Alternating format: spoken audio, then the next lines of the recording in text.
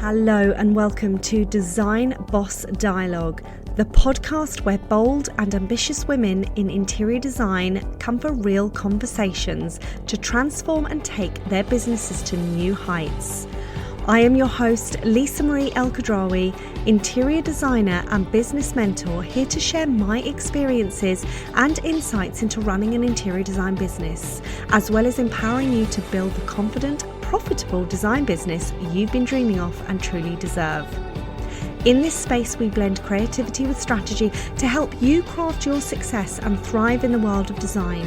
Every episode is packed with unfiltered, no BS conversations, daily inspiration, and actionable business tips to turn your passion into a thriving, cash-rich business.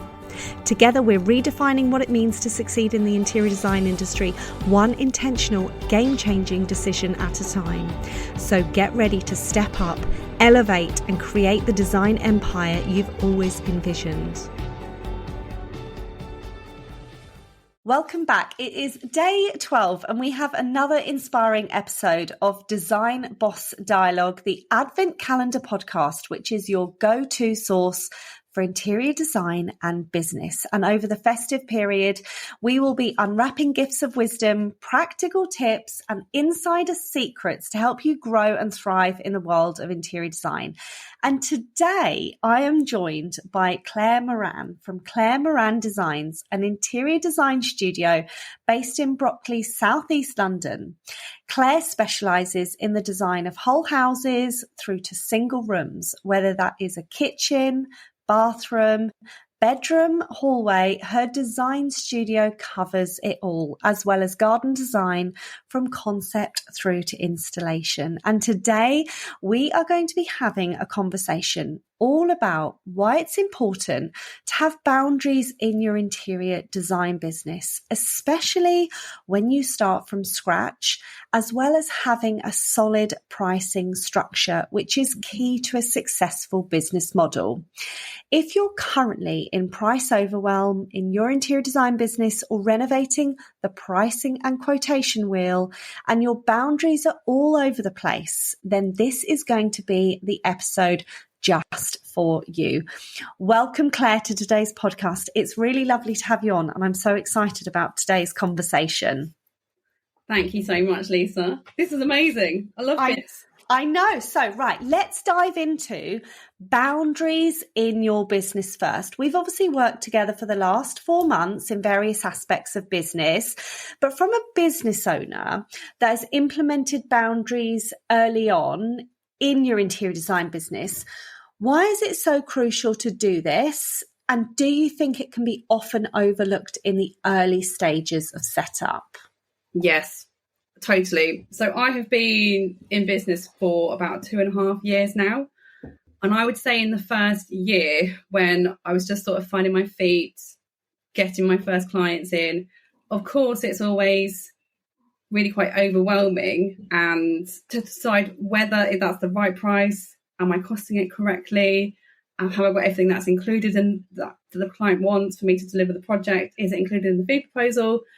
And there's always that kind of moment of doubt, and is this the right way to approach this project? So over the past year, I've been really working on reviewing my structure, reviewing my processes, reviewing my fee proposals, and just putting more of a process in place to make that initial contact, the initial fee proposal, and getting the start of the project kind of moving effectively through, kind of like from start to finish. And then since I've been working with you in the last 4 months, then that's really, really focused my vision from start to finish. I think it's really important as well to understand that boundary and structure, because when you don't have boundary and structure in place through maybe how you work as an interior designer, what time of day you can be contacted, because that's a massive one, as well as coming down to the well-oiled machine of your business with, obviously we'll touch upon pricing later on in the podcast, but when you don't have those in place, it leads to massive overwhelm, doesn't it? How did you feel? Because I know I felt when I didn't have those things in place in the early stages of my business going back like 8 years ago, it was just, you felt like you were in a washing machine. Totally. And I think when you're at those very early stages, you're trying really hard to please everybody. So you're trying to please your clients, you're trying to please yourself, you're trying to please your family, you're trying to please everyone who you're working with, you're trying to get to know new suppliers. And it, particularly for me, because I work from home and I don't leave the house to go to work, there's really no on-off switch. I mean, I can shut the door in my office behind me, but there's really no on-off switch to kind of my hours as such.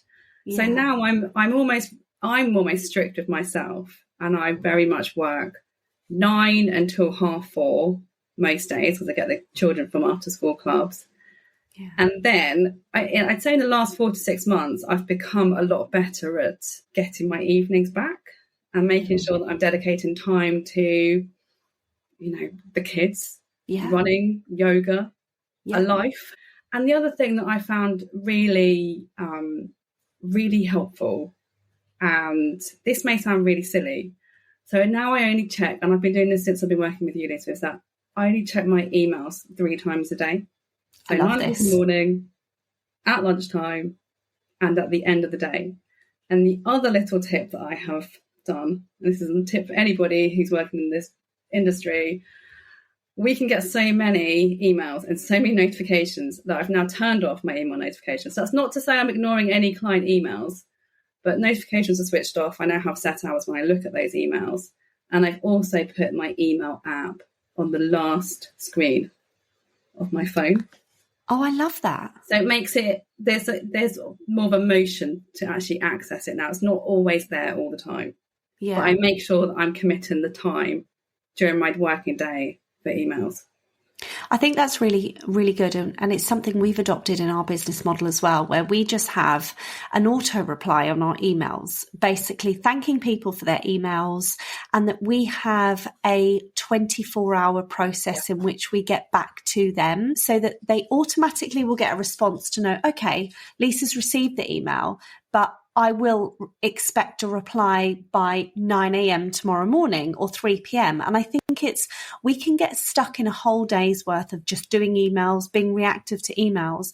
And that's not conducive to our business model, is it? No, not at all. And we are designers. We need to spend the time. Doing the work takes such a lot of time. And that's what we're here to do for our clients. And getting sidetracked by all the emails can completely take over the day. So that's a massive step that I've learned in the last 4 months, is to segregate the time to emails and time block the design work. I think it's also the one big thing that I tell all of my clients when they come and work with me in Design Boss Diary as well, is the structure of their day and how to create boundaries within themselves with structure of how they should be working is a real big key. As well as in the early stages of business, it's okay to set expectation of time. So what are your working hours and stick to them.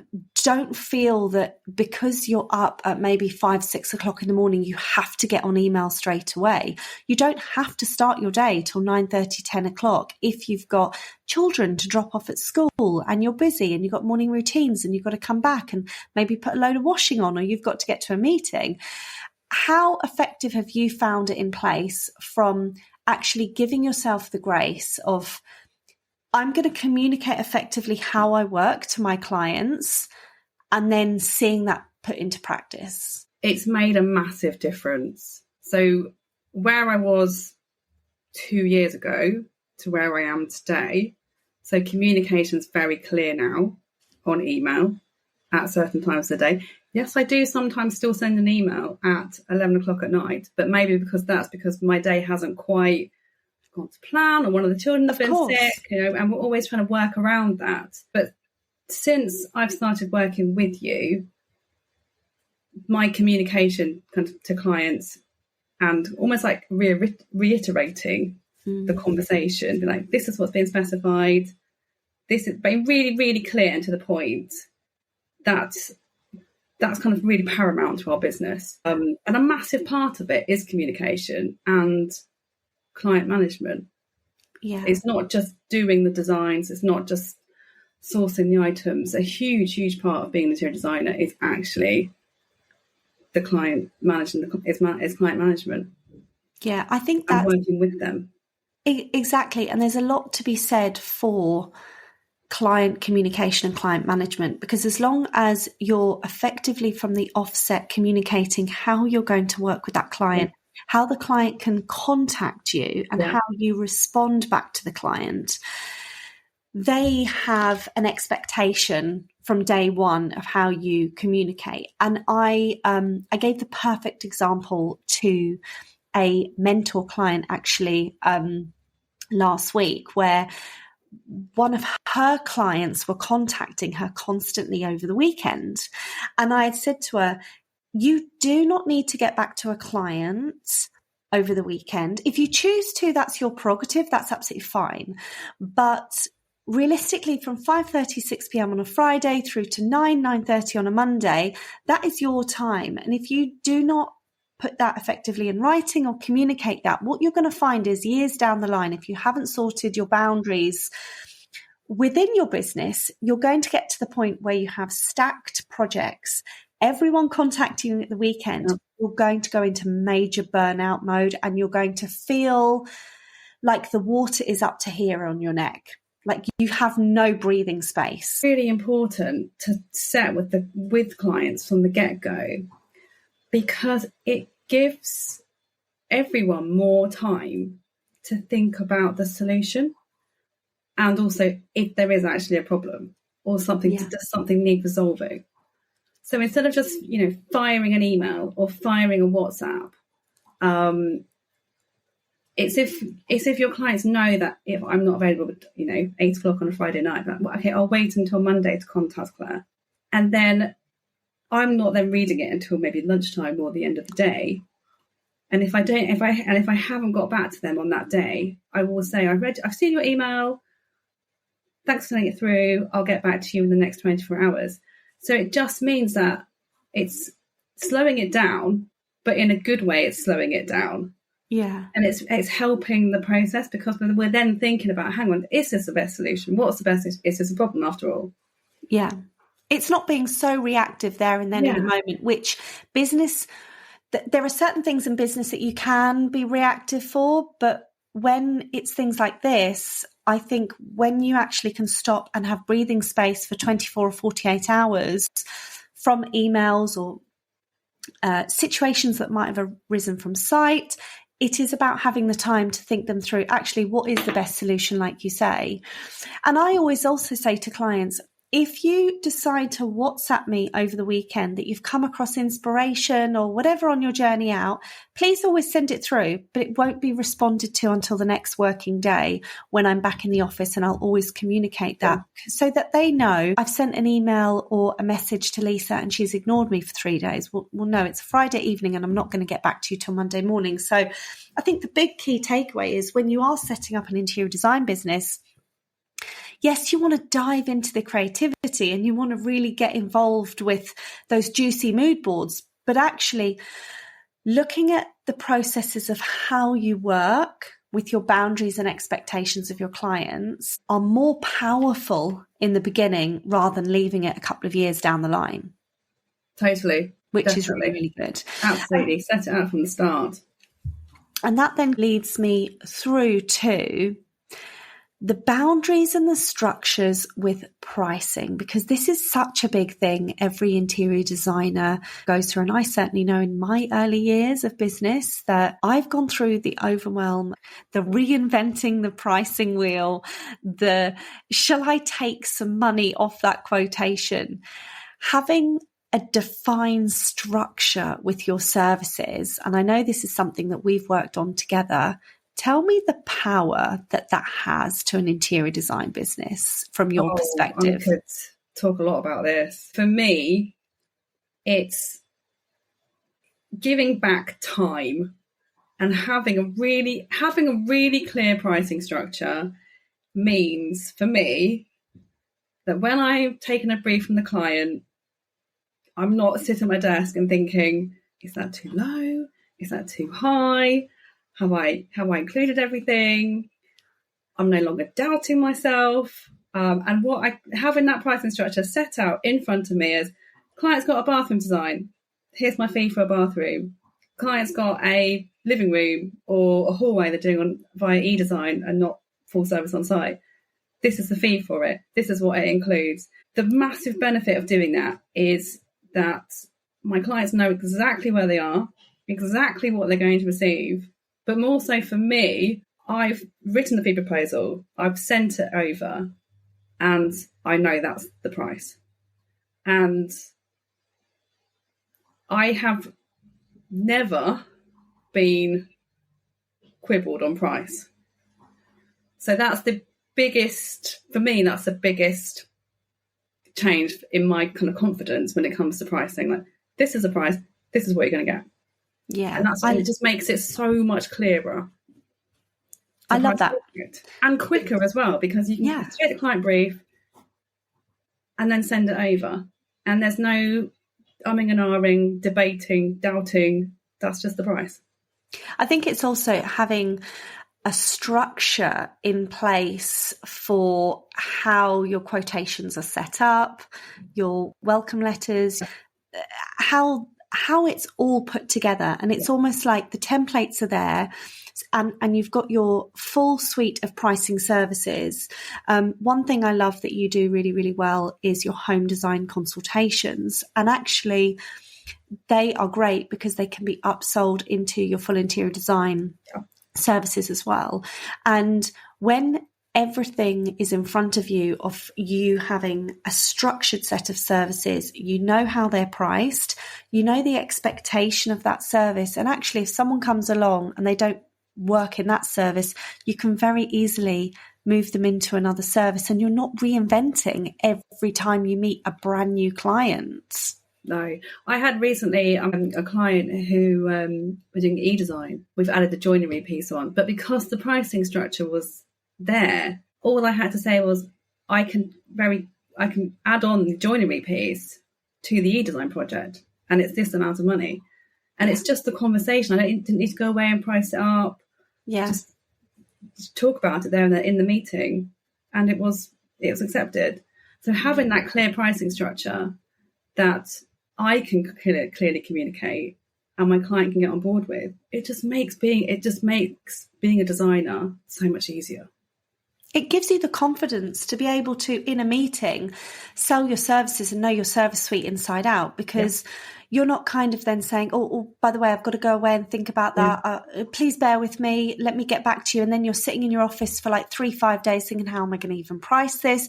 Going through the process of pricing, and it can lead to massive stress in a business and makes you question, well, am I doing this correctly? And also it can take away from your current work.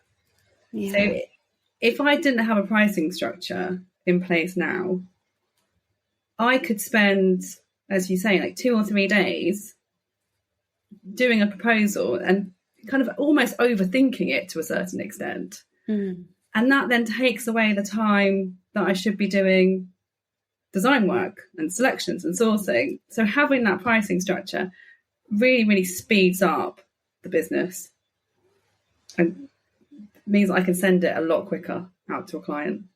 There is something quite powerful to be said then of, in the early years, if you're looking at starting an interior design company, or you're maybe in your first 1 to 3 years, and you're listening to this thinking, I can relate to everything that we've just spoken about with, I don't have a boundary around my structure in the day, and I don't have boundaries with my clients. And I certainly am at the point where I am really in this washing machine cycle of pricing and reinventing the pricing wheel and the quotations. And I don't know what I'm doing. And I don't know whether I should be charging flat rate here or hourly rate here or set fee, or obviously, I know we've gone through my profitability pricing method, which had a huge success in your business. But if you were to conclude and give listeners or new interior designers listening 2 top tips for their business, what would they be? First of all, define your list of services. So know exactly what you're offering. So as a designer, I offer 3 key streams of services. So one is full service, like on-site, available to local clients. The second is my e-design, and I have 3 different e-design packages, all fixed price. And then I have a home consultancy, which is either 4 or 2 hours.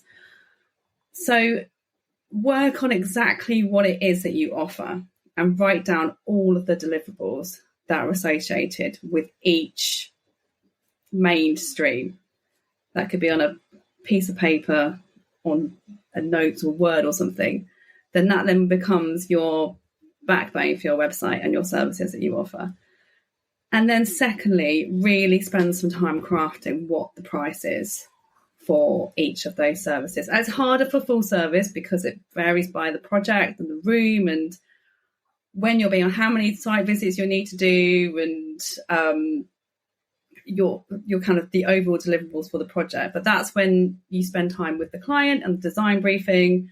Spend some time setting out your fees for e-design and home consultancies, and really communicate what those are going to be. So if it's $295 for 2 hours, communicate that on your website and on Instagram, and talk about it a lot.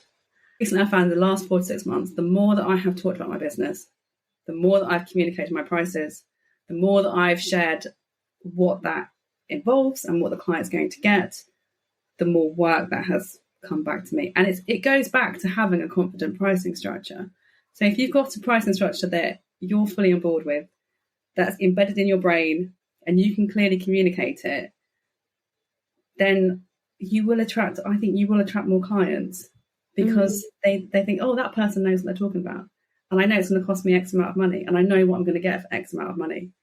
So they're my 2 tips. So have a really defined list of services, have a very clear pricing structure around the set services like e-design or home consulting if you're going down that route. And then my 3rd tip, sorry Lisa, I've got one more tip. Tell yourself. So don't feel like a fool. Just set up an Instagram account if you haven't done so, and be on stories every single day, talking about what you do, sharing your experiences, so in past projects, but also talking about, I do 4 or 2 hour consultancies. They cost this amount of money. In that time, I can define paint colours for you, where the light switches are going, where your sockets are going, if anything, all of it, and just keep talking about it.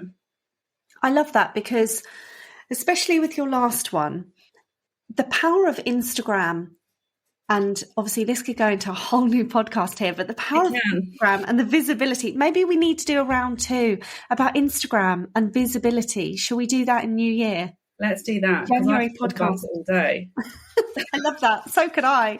But the power, and the one thing I love doing when I watch you on stories is you seamlessly sell. You show up and seamlessly sell your services, and you are so good at weaving what you're doing for clients in your current day and how that is built into a service, and then the advantages of that service and what the service costs.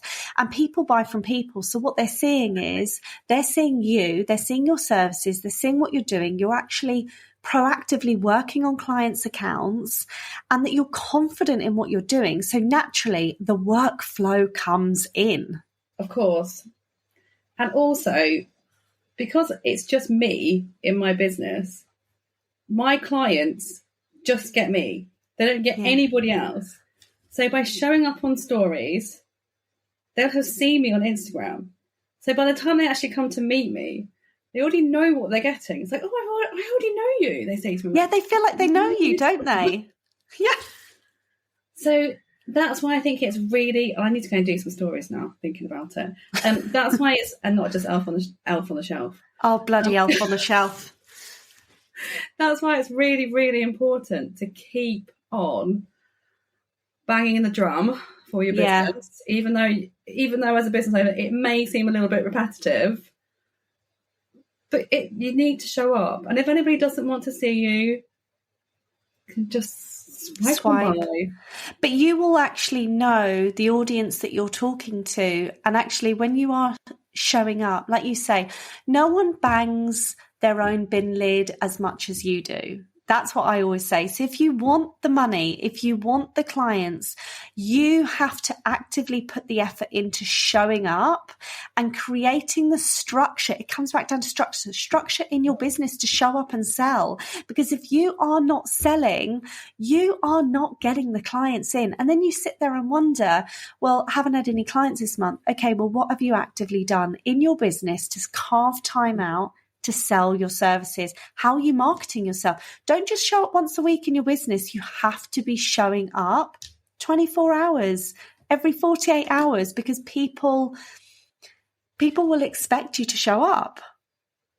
Which goes back to the point about having a structure in the business and having a fee and having a pricing structure, because without that structure and without that pricing structure, I could be spending, what I said earlier, like 2 or 3 days to, writing a fee proposal.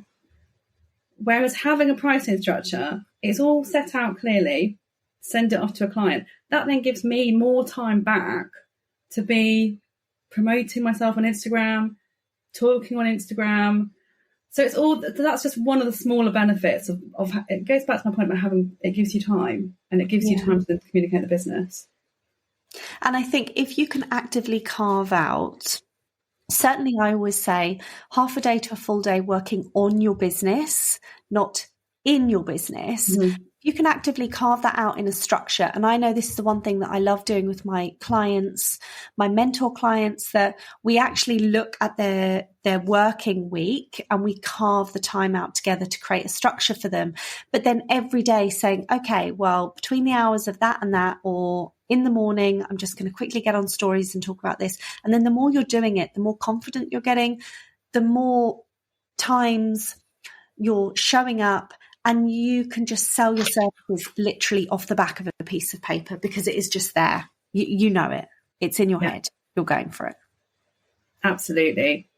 And then also you can, if you're very clear on your pricing structure for e-design and home consultancies, you can very clearly, it's not even do a talking story. You can very clearly we're going to Instagram now, just very clearly communicate it in written format.